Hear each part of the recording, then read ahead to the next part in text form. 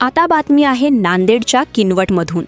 किनवट तालुक्यातील मलकजाम येथे काही दिवसांपूर्वीच विद्युत तारेतील शॉर्ट सर्किटमुळे 5 एकर मका पीक जळून खाक झाल्याची घटना ताजी असतानाच आप्पाराव पेठ येथे बुधवारी 22 एप्रिलच्या दुपारी सुमारे 1:30 वाजण्याच्या सुमारास पुन्हा अशाच प्रकारची भीषण आग लागून सुमारे 4 एकर मका पीक जळून खाक झाले। या सलग घटनांमुळे महावितरणच्या कारभारावर प्रश्नचिन्ह उपस्थित होत आहे।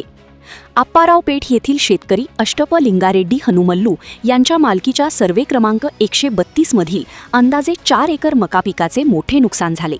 4 महिन्यांपूर्वी मोठ्या कष्टाने लागवड केलेले व कापणीस सज्ज असलेले पीक काही क्षणात आगीत भस्मसात झाले।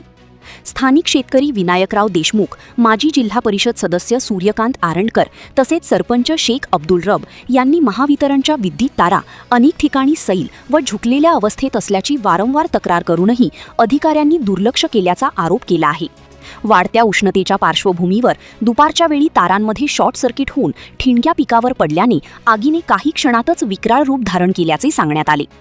घटनेची माहिती मिळताच ग्रामस्थांनी तत्काळ घटनास्थळी धाव घेत आगीवर नियंत्रण मिळवण्याचा प्रयत्न केला, मात्र तोपर्यंत मोठ्या प्रमाणावर नुकसान झाले होते।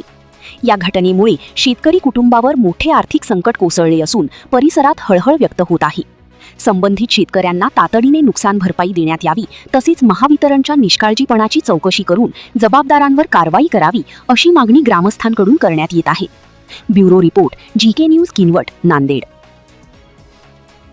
तुम्ही पाहत आहात महाराष्ट्राच्या कुशीतलं जीके न्यूज मराठी, सात जनतेची, भूमी महाराष्ट्राची।